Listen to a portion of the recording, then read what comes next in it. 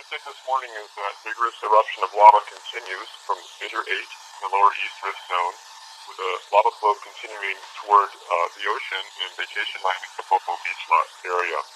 As of 7:30 a.m. this morning, the lava flow front was 430 yards from the ocean and advancing, although slowed rate compared with yesterday. The residents have all been ordered to evacuate this area, and anyone who is left there is likely trapped as the roads are cut off.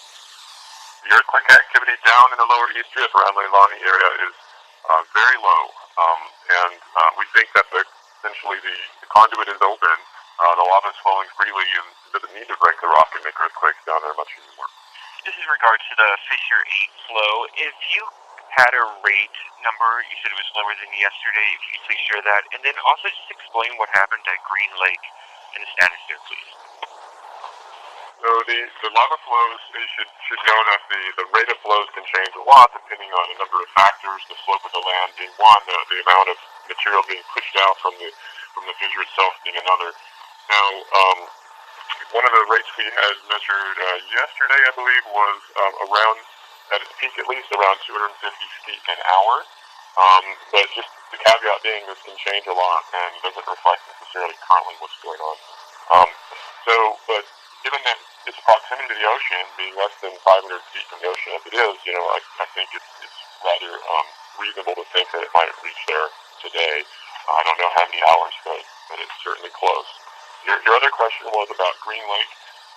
The observation was that the lava came around near the Four Corners intersection and curved and went into the Kapoho cone area and then into Green Lake, being the lowest topography in the area.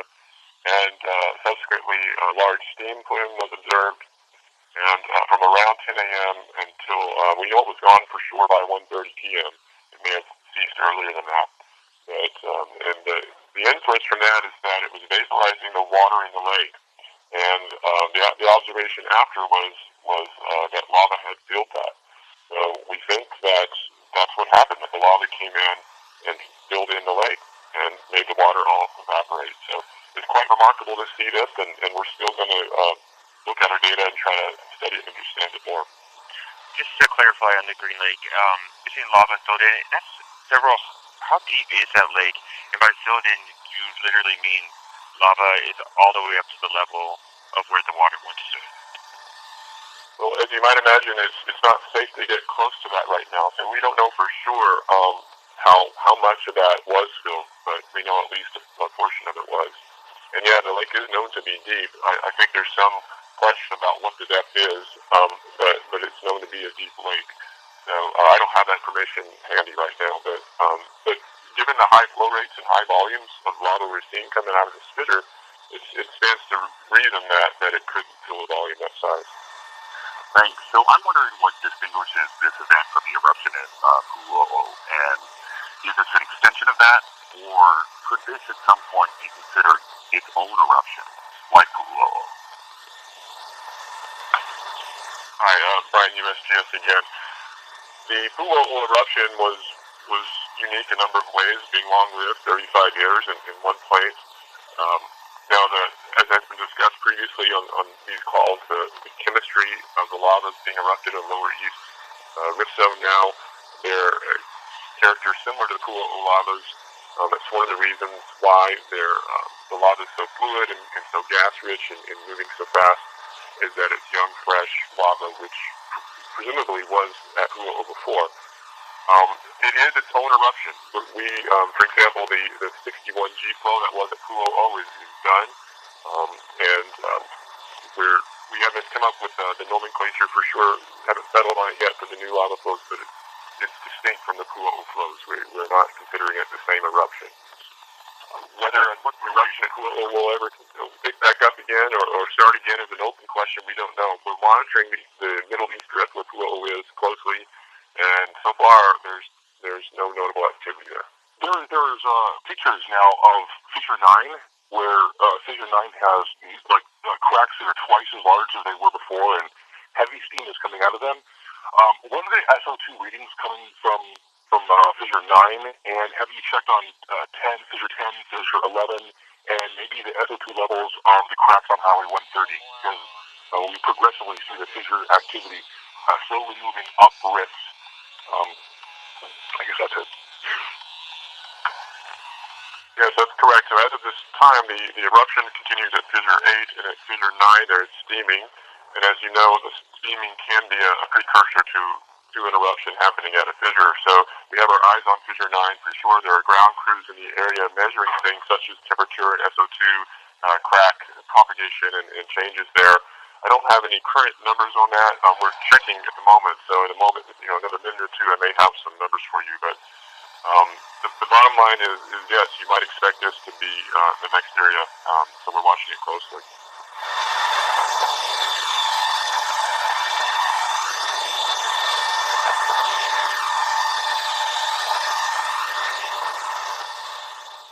Volcano Observatory reports active lava eruptions continue. Fissure 8, located in the Leilani Estates area, continues to feed a large channelized flow traveling downslope through Kapoho beach slots. The wide flow front is about 400 yards from the ocean. Due to lava crossing Highway 137 and approaching the ocean, the following policies are in effect. There is no access to Kapoho, Vacation Land, Highway 132, and Highway 137. First responders are conducting search and rescue missions in affected, isolated areas today. Be aware of the laze hazard should lava hit the ocean, and stay away from any ocean plume to prevent harmful health effects on roadways. Government Beach Road between Kahakai Boulevard and Papaya Farms Road is open to Wawa and Papaya Farms Road residents only with official credentials. There is no curfew. Due to the volcanic activity, the following is provided for your information. Volcanic gas and ash emissions remain high at the Kilauea summit and in the fissure system. Pelly's hair and volcanic glass can be carried by the wind. Residents on the south and west sides of the island should take action to limit exposure to gas, ash, and volcanic particles. Stay alert to warnings from civil defense officials and be prepared to evacuate with little notice. We are on watch 24 hours a day for your safety. This is your Hawaii County Civil Defense Agency.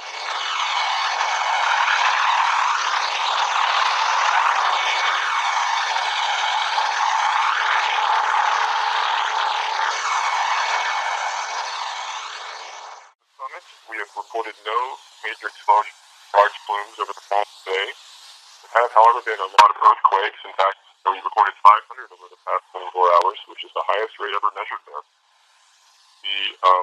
Otherwise, the summit activity is rather quiet in terms of the plumes, and the ash advisory has actually been lifted as of 11 a.m. this morning. Hi there, Aloha. Thanks for doing this. Brian Shiro, you mentioned there were many earthquakes, 500 over the past 24 hours, the highest rate ever measured. Is that only in the lower East Coast zone, or does that include what's happening up at this area? Morning, Sherry. That number is tallied just for the summit area of Kilauea. So that remarkable activity, yes, over the past several days, including yesterday, has been high at the summit. Just following up on those earthquakes as well, what are the implications of the highest level being recorded in this 500 quakes? Well, we think the cause of these earthquakes is continued deflation of the summit from the evacuation of magma under Haliba'oma'u crater. Now, the effects of this are mostly felt in the immediate area, people in Volcano Village and in National Park, of course. Of course, another effect that's been on us is that the Hawaii Volcano Observatory building itself was damaged and forced us to leave that. So the damage can be quite intense close in, but farther out it's not having widespread effects. I actually what I was getting at it. Yesterday we were talking about activity at the summit, whether there was a idea of something actually was building greater pressure there, or it was sort of a slowing that was happening, and we might have seen the last of our big steam explosions and our steam explosions up there. Do the 500 earthquakes imply either one?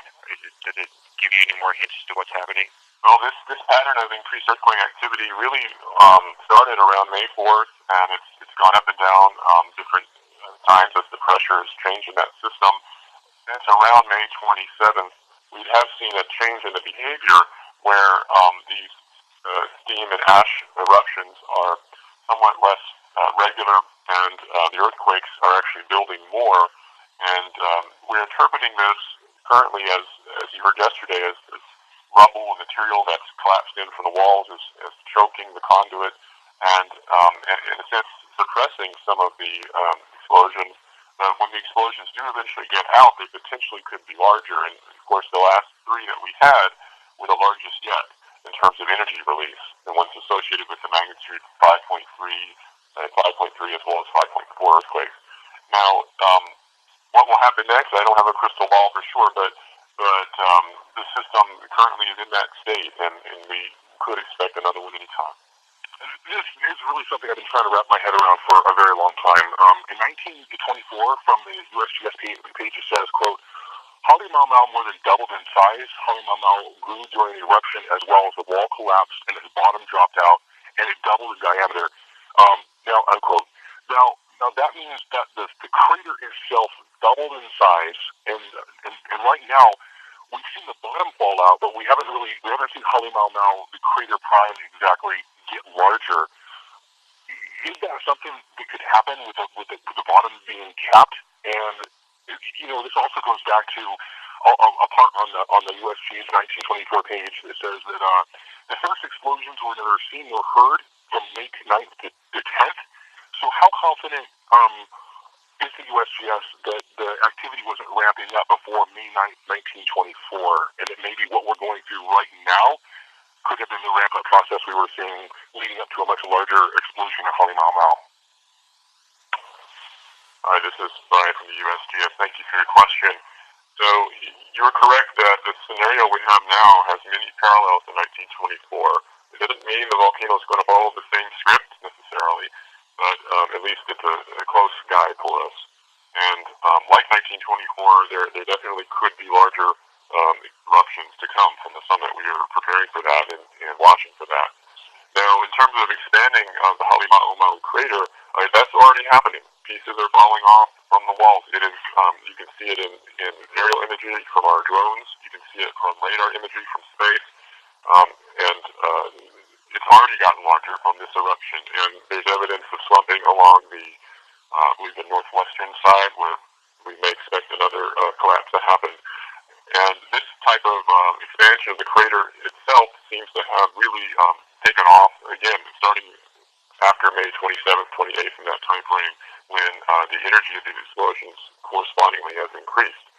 So I think that is a reflection in part that they're actually removing parts of that crater rim as they release that energy. So is it going to build up to another big one? We don't know, but we certainly have that possibility. Hazard that's happening out here in Kapoho. All the information that all these specialists provide, my responsibility to you guys is I take all this information, put it together in our messaging, and get it out to you so you guys know what to do. So, you are a part of it as well, because, what we have with the county is a mass messaging system. You go onto the county website, Civil Defense, and you sign up for our Blackboard messaging.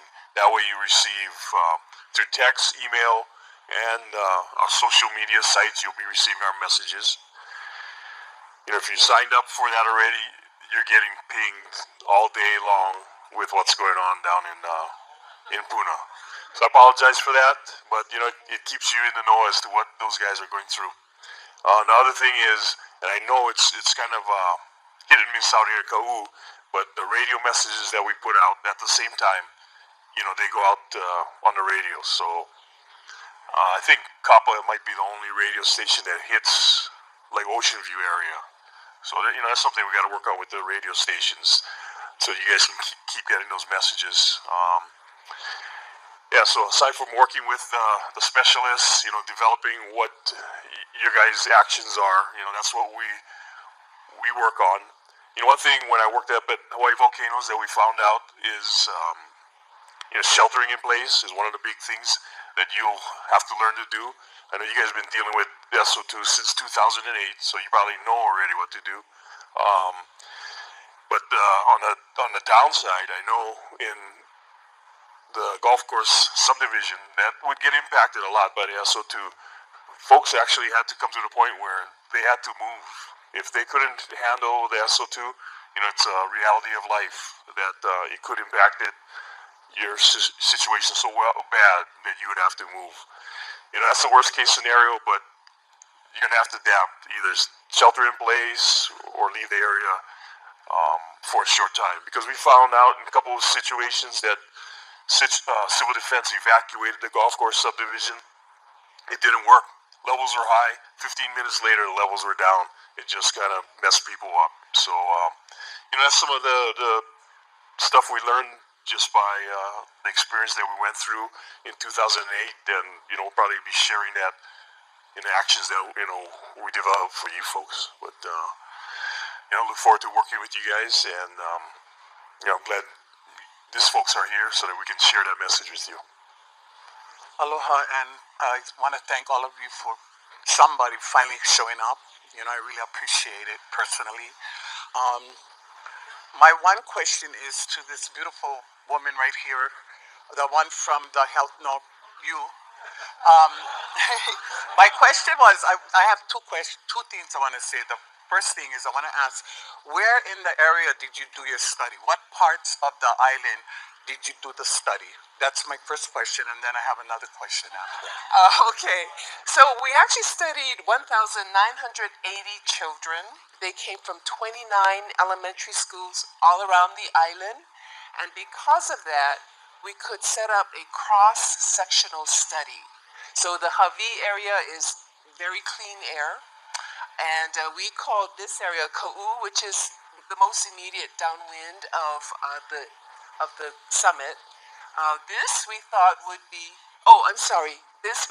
be like the high SO2 and then some sulfate. So you know that sulfur dioxide combines with water vapor and it becomes sulfate. So there's a transition where you might have both SO2 and sulfate, but the longer it lasts and down the road, it's going to become almost all sulfate. So going from the summit, Ka'u area is like the more SO2 than sulfate. Of course, if you had a slow wind and the SO2 hung out over here, it would also become kind of more sulfate, which is very acid. Then Kona was the second area, and we called that high acid because what happens is when you're normally doing the trade winds, the sulfur dioxide and the sulfate particles kind of hang out over the ocean. And when you have land and water next to each other, the land will heat up first on the Kona side, and it'll kind of pull the fog back on shore during the day. That's why you can see it coming up, right? And then nighttime, it comes down. The cold mountain air is heavy, pushes it back out. But that fog can stay there for days to weeks, becoming more and more acid. And then the next section up north, it's protected by the mountains. The winds sweep it clean. So the Hawi, Kapoho area, very clean. We monitored, and then it got boring, so we just took it down. And then the interesting part is Hilo area, Hilo, Hamakua, Mountain View. That is, during trade winds, that's pretty clean. But then you have a day like yesterday over the weekend when the winds died down or they changed direction, it'll fumigate. It'll go back upwards. So that we called the intermittent. So we studied all around the island, and we had hundreds of children in each area. Okay, the result was this.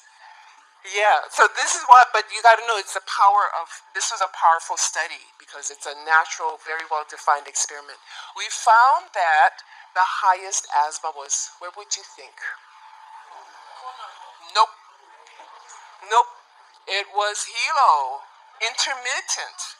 And what happened was, you see, what we found was there are probably many other things that define asthma more than the volcanic air pollution. So if you look at volcanic air pollution, as long as you don't get other things mixed up in it, like smog or tobacco smoke or all that kind of thing, it's relatively pure. And what we found was, even in Kona, which was as acid as the worst place in these urban studies where we're studying smog, Kona is the most acid, and it was the same level as Uniontown, Pennsylvania, steel mills, furnaces, and they didn't have higher asthma.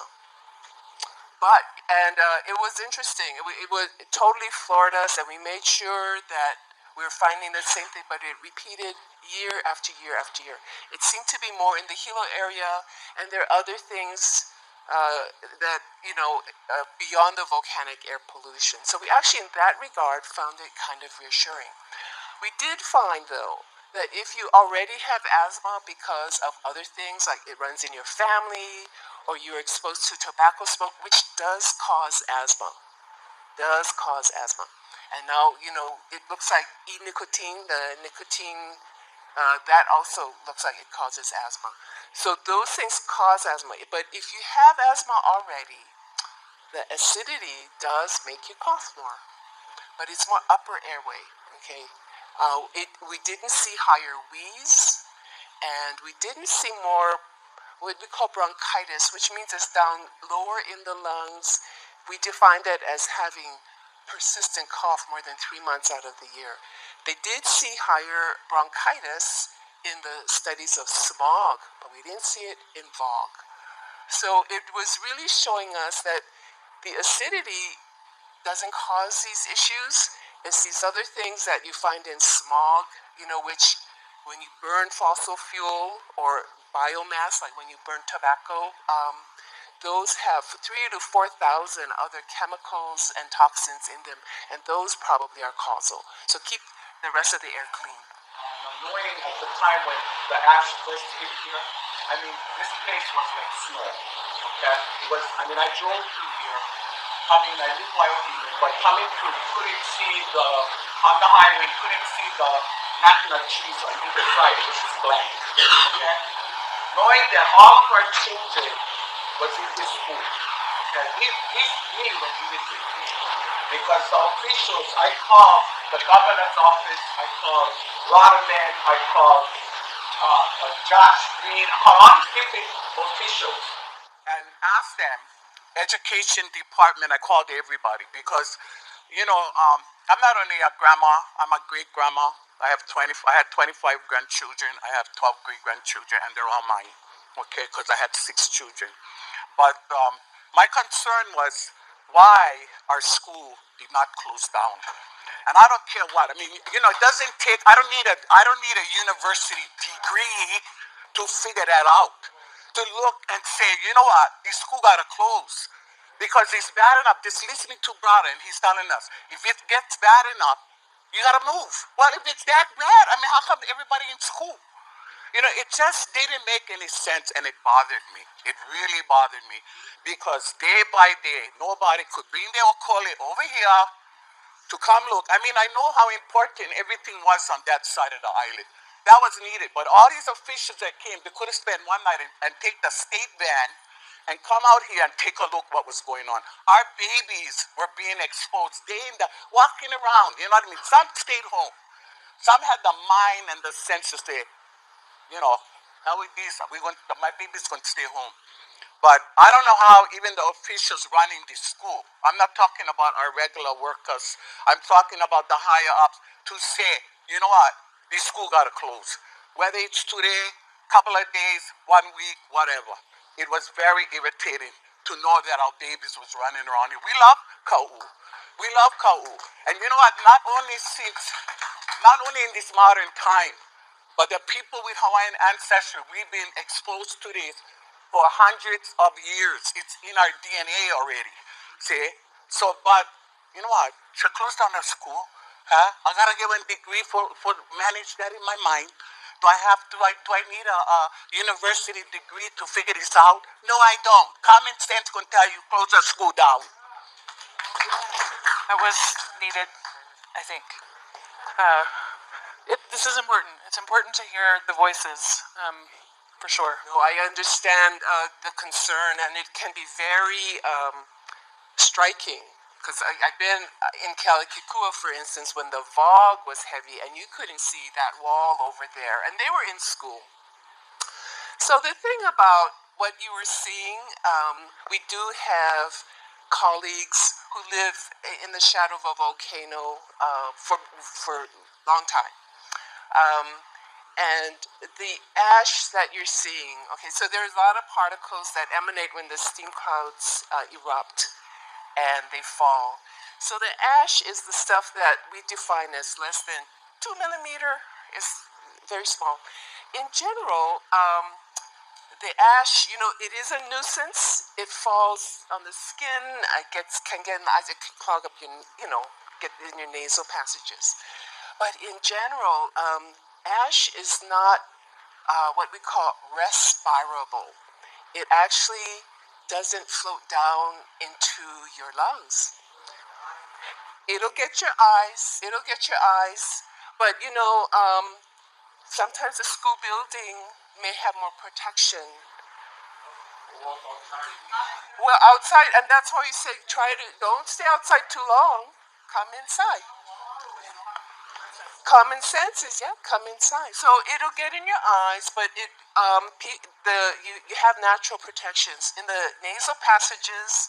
That's why there are hairs in there. And if you look at your nose, it's got all these curves and turbinates, they call. So particles will lodge there, and you can wash it out, but that's what we say, don't play outside in the ashfall. But I'm not sure you need to close the school. I don't know that you do, but do not stay in the ash. Okay, the one good thing about it is it doesn't get down deep into the lungs. So the question is, if it's not respirable, why wear a mask? I gotta say, I think people wanted to do something, but the best thing is to be freely breathing in a room like this, where you keep the air as clean as you can, not only of ash and respirable particles, but be mindful of all the things that don't come from a volcano that you always have to worry about. Carbon monoxide. I was at a health fair, and I was measuring carbon monoxide, and it was climbing in everybody, and they blamed the volcano, but it was a diesel truck outside pumping water. So it is better to be freely breathing. Let me show you why. Can you send me the N95? So the N95, to wear this for a long period of time, like a whole school day, not a good idea, because you're going to make it airtight. And then when you are having a lot of ashfall, if you're outside playing in this, it's going to clog, and it's airtight. And so people they'll have trouble getting air in or out. That's why I worry about having children do it, or maybe people who maybe don't know how to express that they cannot breathe. So maybe the very elderly, someone with stroke. Be careful about that, because they may be unprotected. Freely breathing, shelter in place, better. I am the kindergarten teacher here at Pahala, and the first morning that we had the big ashfall, I was like, are we going to have school? I got 15 little keiki that I got to be responsible for, and I thought, okay, let's look. And I looked at my house. I got no air conditioning. I got no air filters. I got nothing in my house, and I thought, I live in a pretty nice house. I bet a lot of my kids don't have anything better than I have. So I thought it through, and I thought, in my classroom, there's a filter. There's an air filter that I happen to leave on all night and leave my windows and doors closed. So I said, you know what? I'm going to be better off going to school. And most of my children are going to be better off in my room with that air filter. So I went to school, made sure everything was tight, had the filter on, we turned on the fans, and I'm telling you, it was hotter. It was hot. By the end of the day, we were all hot. But when we left the room to go anywhere, the school had found some masks for children. We decorated them, put hearts and flowers on them, and we wore them. And when they went out to play, for some reason, this was the question I was going to ask.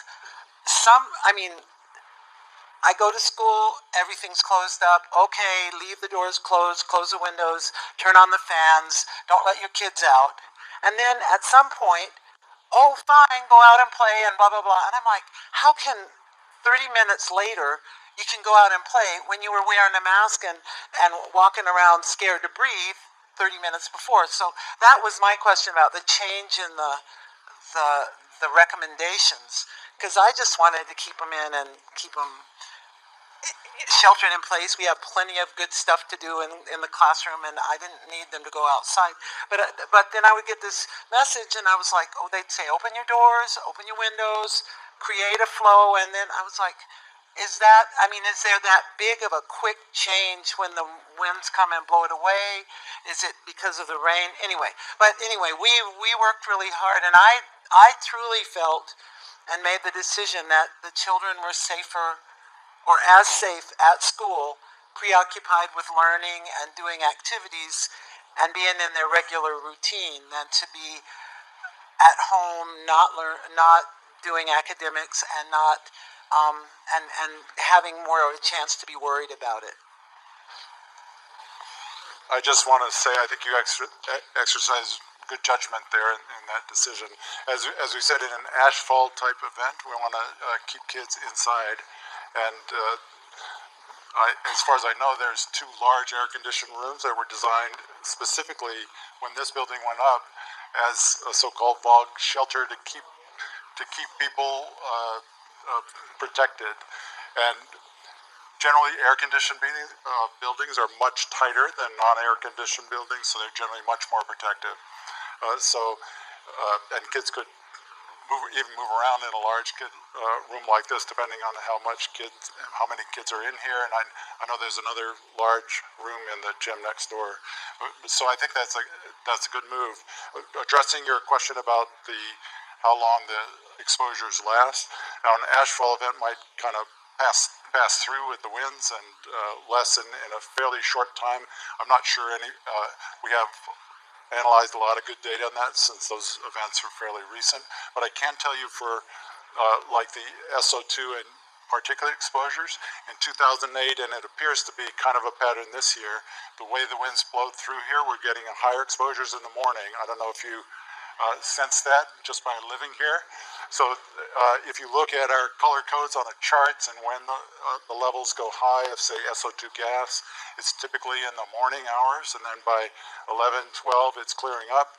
So you can use that to your benefit. You can follow those patterns and have recess in the afternoon rather than the morning, things like that, and use that. But the way the winds come up here, there's patterns of the wind, and you'll often find it's not ironclad, but oftentimes there'll be patterns, and it typically higher in the morning, in Pahala perhaps late at night as well, but in the mid-afternoon hours appear to be showing up on our monitor here anyway as much better. So it will change in a matter of hours for the SO2 gas, for example. So, and you could do that by, if you had access to internet, by watching the site, because it's updated every 15 minutes, yes. Gotcha. So they were probably basing their decisions off the monitor on the school, and it was showing all of a sudden that it had dropped from an area of caution down to an area of fine. Hi. I want to say, first of all, thank you so much to Civil Defense and USGS for your reporting out. It's been super helpful for those of us who live here, travel for work, come back. But I do have a question about how you report. What is the explosion threshold or whatever it is that gets the report sent out through Civil Defense for the crater? Because I've noticed a whole lot of activity, because I go back and forth every day, and I'm sure many of us do, and many of us have seen it, like, actively exploding, and then I wait for the alert through Blackboard or through my email, and I don't get one, but then I will randomly get some other ones. So I'm just curious what the threshold is for what you report. Yeah, thank you. Well, I have to say we have had to develop some new procedures. We weren't really quite ready to be dealing with ash explosions from the summit in terms of our messaging. So I apologize that it's not been a smooth service right off the bat, and we're going to improve it.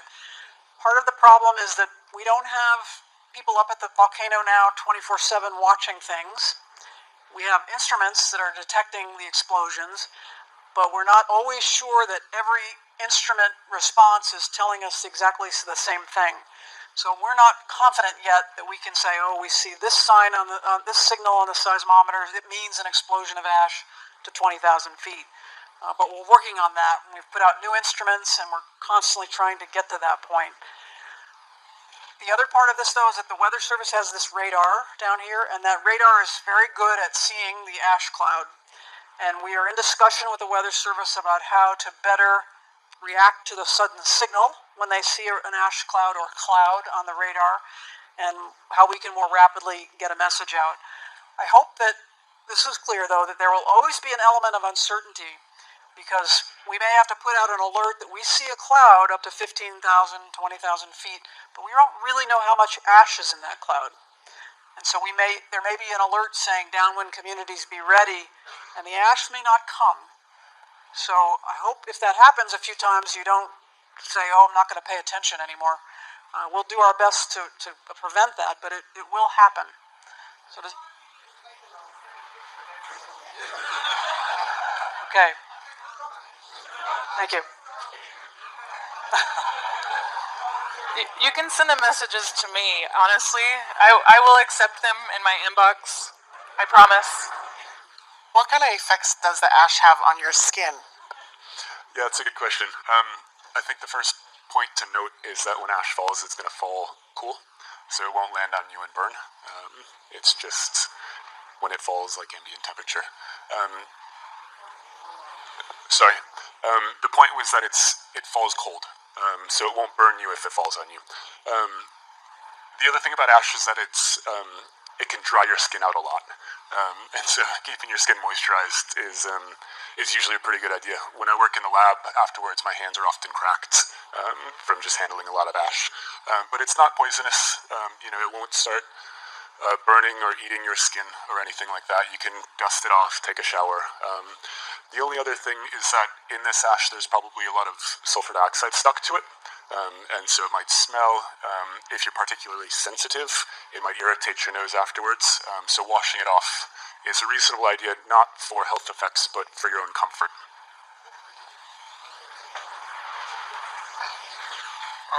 MIT just put a sensor at the Ocean View Community Center. When are we going to have access to the results of that? So MIT was really helpful with the initial emergency response and actually lent their monitors to Department of Health and EPA to put monitors out in the lower rift zone. All of those have come back out because we have lots of other EPA equipment, and MIT is just getting ready to launch their school program. Sounds like it'll be about a couple of weeks yet before that data goes up. That's a project directly with MIT, the Kohala Center, and the communities.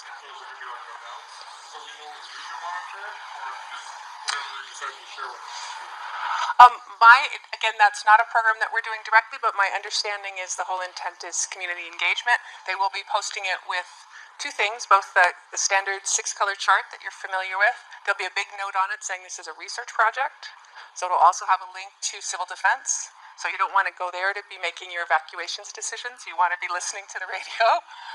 So that my understanding is that intent is to do that. They're not, many of those sensors aren't going to be in the eruptive areas, but all from here all the way up. Yeah, all over. Yeah.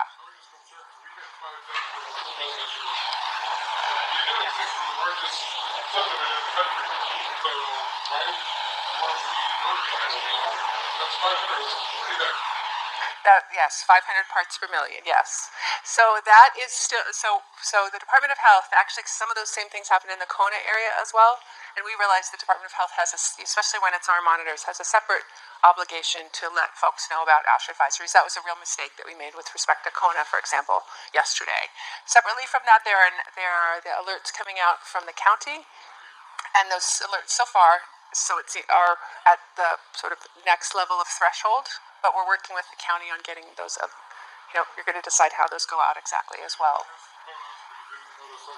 We did notice yours.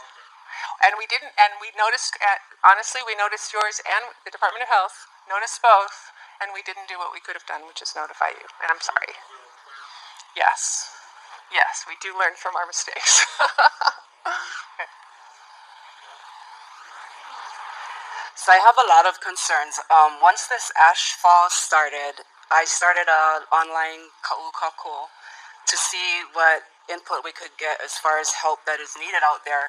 And with Ocean View, we've got a bunch of notifications as far as ash falling in their water tanks, parents having to bathe their kids with bottled water. A lot of them have asthma, and we helped one parent yesterday where she had to use the rest of her food stamps to buy bottled water so she could bathe her kids and help her baby with asthma machines and so forth. So my husband and I, we donated a couple cans of formula to her, and then I got with Pastor Troy Gakayan to see if somebody could run out there and take her some cases of water and the formula. So again, yeah, with Ocean View, the ash falling out in their water tanks and in their filters is a concern. And then we also have been asking donations for masks because I know you folks pass it out periodically. So we've been asking for donations, and people's been mailing a bunch of masks to us, and my husband and I have been personally mailing it out to people that can't get out there to get the mask. So I've been personally just throwing it out there social media wise and trying to get feedback to see what kind of help is people in need and what can be done to get our district the help that they need as far as water and purifiers for families, or cleaning out people's water tanks, making sure they cover them with tarps and so forth. So that was just my concern. And then another thing, in a time of evacuation, if and so we all got to evacuate, what is the plan for that? And, where are we going to go if people don't have places to go? What is the action plan for that as far as evacuating? I'm going to go to the evacuation site first. Well, like I mentioned before, with ash, it's the same thing as SO2, where you shelter in place. So, and the tough thing is that we don't know when ash explosion is going to happen. We're finding out, after the fact, and so it's going to be on our side. We're going to have to get the message out to you guys fast enough so that you can make sure that you're shutting down your house, closing up your windows, your doors, and making sure that you're sheltering in place. In the worst case scenario, we do have identified areas within the communities that you can go to for evacuation. This would be one of the facilities, but I know folks are more comfortable in their own places, and so that's part of the adjustment that we're all going to have to make. You guys got a new issue that you're going to have to deal with out here with ash. You guys have been dealing with SO2 since 2008. Now it's going to be ash, so you're going to have to, come up with ideas how to, weatherproof your house so that ash won't come through the window sills or the door sills. And, the county is able to research that kind of stuff, see what's available for you all. But, evacuation, I don't think that's necessary. What we push is shelter in place. So thank you for being a person in the community that's helping out. It's wonderful. We wanted to get like a hub place where we can offer cases of water to people, especially in Ocean View. Like, I live here in Pahala and I'm on county water. And then also being able to test our waters to see, if the waters are good to even drink from the county faucets and so forth. And then getting the people out in Ocean View some water, because, just hearing this mom's story with her infants, and I have children that have asthma, it really touched my heart. And I had to just totally reach out to her, and I feel for the rest that's out there that needs support. So that's our goal, is to get the support that they need with water and so forth. Yeah. Thank you. Thank you all for being here this evening. Quick question for John. I think that was his name.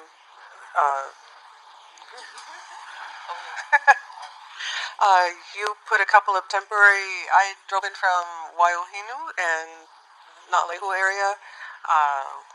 You said there's a couple of SO2 monitors, temporary monitors in Na'Lehu, And I wonder if that data is going to get online with Pahala and Ocean View SO2 monitoring. Just a clarification, as far as I know, that's one SO2 monitor and one particulate monitor. So the two different things as far as I know. And Phoenix might be able to address whether they're temporary or going to be replaced with more permanent monitors, or whether they're going to be reported, as you say, along with the rest of the data soon. So for right now, those are part of the emergency response network, part of the meters that EPA is putting out to help us kind of understand what's going on with the overall rift. At this point, those data are not public. They're a different kind of machine, and so we are using them for the under county's direction for emergency planning. Is that one of the sites we were talking about for additional state monitoring? So we're also looking, the Department of Health is looking to put more permanent monitors around the state. And actually in the, this is right? The last page here. Here, I'll let Lisa talk about this. This shows proposed sites that the Department of Health is considering. So you might want to look at those, and we can, would be happy to take your input. Yeah, I think, so in the handout, there's a map, and most of the sites are looking at possibly putting up a permanent monitor for SO2, and, well, depends where it is. If it's on the Kona side, it'd probably be like a particulate monitor. On the southern side, like down this side, Naalehu, probably be both, you know, because you folks are getting both SO2 and PM. Okay. We have time for, we'll go for 5 more minutes or so. So over here, okay. I'm gonna pick the energetic hands. So this is the point that we're at here. I thank you for putting on this forum, first forum in our area. I was wondering when we were going to get one out here. Every week it's Kapoho. Anyway, I work at Naalehu Elementary School, and we can close our windows, our doors, but the particulates still come in through the louvers because there's gaps in them. So over the weekend, no one's there. Come in on Monday or Tuesday morning, and everything's gritty. Okay? It's just like the ash that winds up on our cars and whatever else we have. So we have a major problem. We only have one building, the newest building on our school grounds, that is air conditioned and sealed like this, but the windows are way up here. The rest of the classrooms, we have those grates, so we don't even have screens. And when the wind blows, everything just comes right through our classroom and a lot of other classrooms too. So even sheltering in place is not going to help us much. So I just want it on record that the particulates, they come in. And yesterday, we even smelled the SO2 coming through. We did close the doors. It helped a little bit, but still, it's coming through. So what can be done in this situation? Thank you. It's acknowledged, and sometimes you may have to tolerate a little bit. The ash doesn't get into your body that much, and it is not toxic in and of itself. And the SO2, I gotta say, I know it's high. When I crossed the 42-mile marker, I said, okay, it must be around. I can titrate with my own symptoms. But I did, as a med student, I actually rode a bicycle in dry, cold SO2, 500 parts per billion. So I'm looking at your handouts here. You're topping out sometimes at about 500 here. And we as medical students got to be in this chamber. And, you know, I was disappointed. Nothing happened to me. But my then boyfriend, he had a little asthma, and he had a reaction. So there's some susceptibility. Not everyone's going to have that. But most of us can actually tolerate 500 for a little bit. Okay, I don't go wallow in it, but we also don't need to be airtight, I think. If I could just add on to that by saying some of the handouts in the back, and I hope all of you can pick up, have some great information based on communities around the world that have dealt with ashfall. And there's a whole section in here about cleaning up inside your home or your school with tips about what to do. I think Dr. Tam is correct that we all can tolerate exposure to a little bit of ash. It's not going to hurt us at the levels you're describing, but there are some suggestions in here about how to clean it up. And I think that's advisable. So please pick up one of these brochures in the back. Yeah, we definitely have enough of those brochures for everyone here. So thank you very much. Very well done. We started importing from Australia these disposable face masks. They're rated at N99 and also take out sulfuric acid and SO2. Also for chemical warfare, it does also take out mustard gas. And we tried them, brought them in, and they're doing very well. And running a second shipment, but the demand is too big. So I have to ration it in terms of the sales of it. We're selling it for $7, and we're donating a portion to charity, and our companies were subsidizing the mask. So regarding the question of rationing in terms of selective selling, we're looking at rationing by sensitive groups using prescription respirators or prescription as a means to determine who to give it to or sell it to. Can I have your opinion as to how we can help get it to sensitive groups? Because we don't want to just give it to people who can afford it. We want to get it to sensitive groups of people.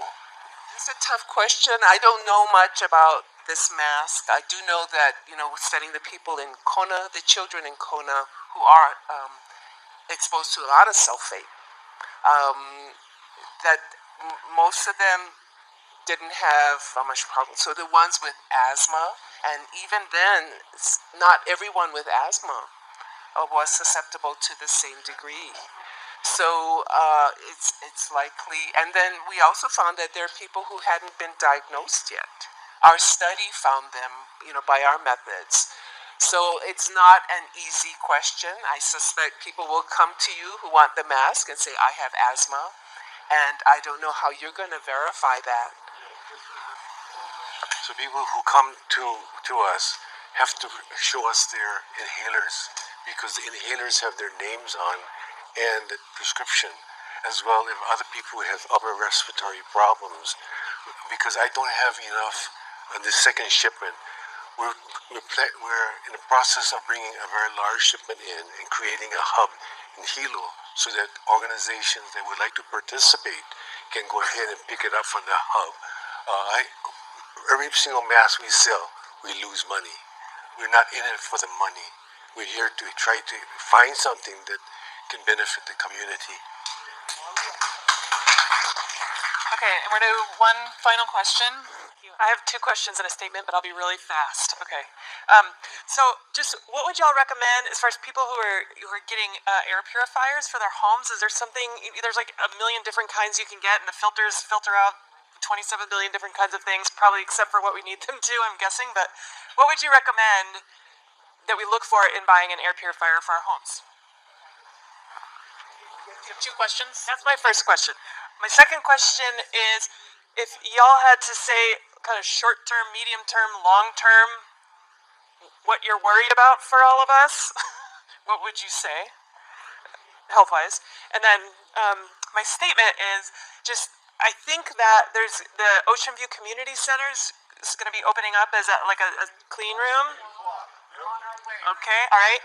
So we work at Pacific Quest, and we've been accepting donations at what used to be the hospital down in Alehu, and we've been sending that stuff over to Puna, but I think we maybe start sending that stuff now over to Ocean View. So if anybody wants to bring water, bottled water, things like that, and it's easier for you to drop it off at what used to be the hostel down in town, we would be happy to collect all that stuff and take it over to Ocean View and do what we can to support the community in that way. So that was my statement. Close to my mouth. Okay, the air purifiers. So most of the time, fans that are sold for the home they're underpowered. If you look at, say, bathroom exhaust fans, they don't work that well. There are some more expensive ones that work better, but they're underpowered. They don't really exhaust the bathroom. So the same thing is for these air purifiers. There are many on the market. And the ones that are best probably have a HEPA filter. a high efficiency filter, but not all of them have it.